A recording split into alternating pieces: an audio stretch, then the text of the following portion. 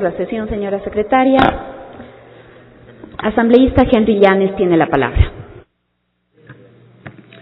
Muchas gracias, señora presidenta, colegas legisladores y legisladoras.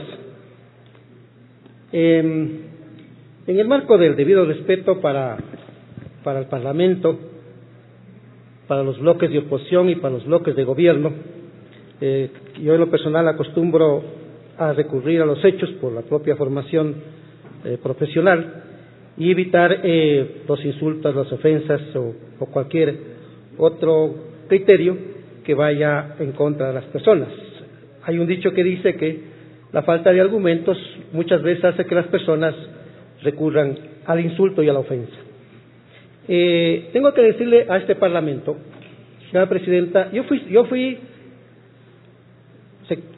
trabajador del sector petrolero, de entidades públicas y privadas, estuve en el sindicalismo, he hecho trabajo sobre el sindicalismo y si ustedes, señores parlamentarios y parlamentarias, ustedes revisan la Constitución del año 78 y todas las reformas que se produjeron en los años 80 y los años 90, esas disposiciones constitucionales hasta el año 98 son mucho más progresistas que las que están estipuladas en esta Constitución de la República del año 2008. Ejemplo, a fines de los años 80, por ejemplo, se permitió de que los trabajadores se organicen y participen en los directorios de las empresas, estén junto a los ministros de Estado, estén en las más altas esferas de la administración pública, siendo parte de los directorios y contribuyendo con su experiencia y su conocimiento.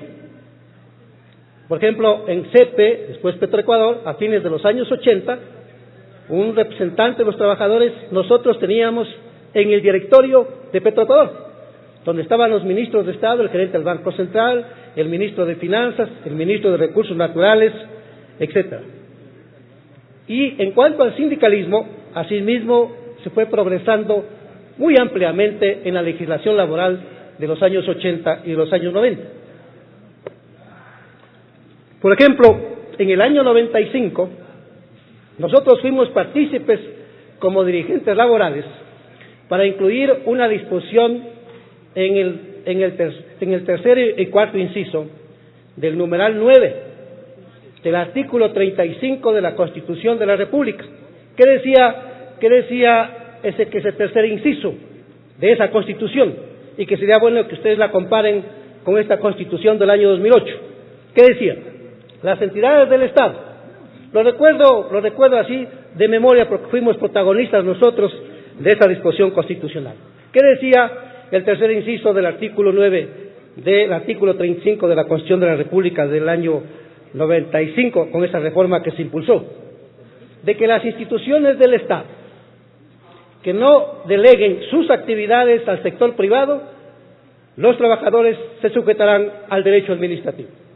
Palabras más, palabras menos, pero eso es el sentido de la reforma. ¿Qué decía el cuarto inciso del artículo 9 del artículo 35? Decía que, en cambio, las entidades del Estado que deleguen totalmente o parcialmente sus actividades al sector privado, los trabajadores estén amparados en el Código del Trabajo. Los trabajadores estén amparados en el Código del Trabajo con excepción de los cargos de libre remoción, directores, jefes de unidades, etcétera. Pero todos los trabajadores estaban amparados en el Código del Trabajo. ¿En qué sectores? Sector eléctrico, sector de las telecomunicaciones, sector petrolero y otros. Sucede que con la reforma del año 2008 todo esto se retrocede y la Constitución de Montecristi afectó derechos de la reforma constitucional del año 98.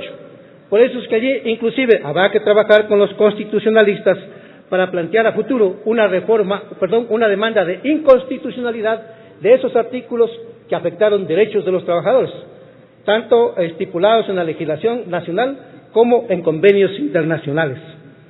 Entonces yo me refiero a este tema porque el artículo 1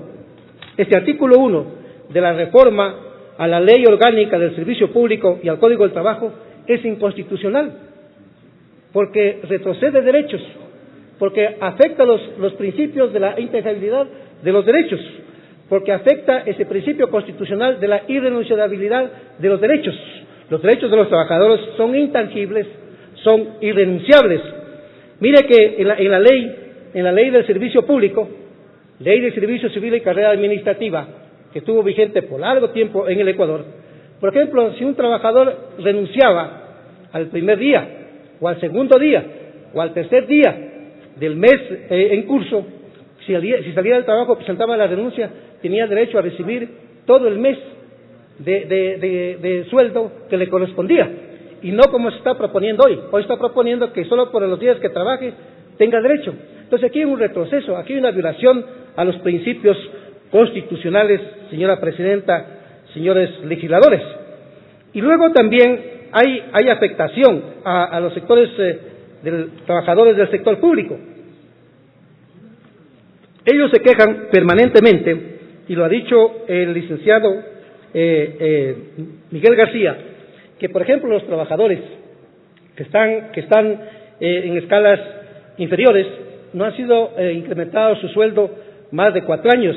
En cambio, él dice, la jerarquía superior del Estado sí se ha incrementado los salarios de los funcionarios públicos. Entonces, señora presidenta, esta va a ser una observación que yo la voy a fundamentar, porque hay antecedentes mucho más amplios de la forma como los derechos laborales y de organización sindical avanzaron. Hoy en día, en el caso de la reforma del año 2008, ya no hay un representante de los trabajadores en ninguna institución del Estado. ¿Qué significa eso? Retroceso. Ahora en el sector público ya no existe el sindicalismo para los trabajadores, tecnólogos y profesionales, que fue una lucha nuestra de avanzada para que estos sectores estén amparados en el contrato colectivo en el año 95 en adelante y amparados en el Código del Trabajo. Hoy ya no están. ¿Qué significa eso? Un retroceso de derechos. Eso los analistas llaman como una posición retrógrada, retardataria. Y luego, señora presidenta, he escuchado a los señores asambleístas el tema de que el turismo y que el ampliar los días proceder con esta propuesta de legislación permite que se mueva la economía. Aquí en el Ecuador no tenemos moneda nacional. En el Ecuador lo que tenemos es el dólar, y lo que se debió hacer desde el año 2007 era diseñar una economía, era reactivar el aparato productivo para impulsar hacia el exterior, para mejorar las exportaciones, para fortalecer las exportaciones, y a cambio de eso vengan los dólares al Ecuador. Lo mismo con la inversión extranjera directa. Entonces, ese debió ser el puntal fundamental o la propuesta fundamental del gobierno para entonces desarrollar la economía. Nosotros en el Ecuador no existe, la gente no tiene mayor circulante, porque hoy en día el 60% está en el desempleo y el subempleo. Ahora la gente está viviendo en altos porcentajes de pobreza. Entonces, ¿cómo queremos que esa gente, por ejemplo, vaya al turismo, visite las provincias, conozca el Ecuador, si no tiene dinero? Mire que en el caso de países como Chile, a pesar de que Chile tiene moneda propia, Chile ha firmado en los gobiernos de la señora Bachelet y de otros gobiernos anteriores más de 100 convenios comerciales, ya sea con el mundo asiático, con Europa, con los Estados Unidos, con Canadá, con México, más de 100 convenios comerciales. Y Chile tiene una población aproximada de 18 millones de habitantes, eso dijo un reporte del diario Expreso en este año. Pero Chile genera una producción y servicios para abastecer o para vender a 4.500 millones de habitantes de este planeta. Es decir, Chile tiene una economía para abastecer un mercado interno de 18 millones de habitantes, pero tiene una producción exportable para abastecer en bienes y servicios, vuelvo a repetir, a 4.500 millones de habitantes. Y Chile tiene moneda propia.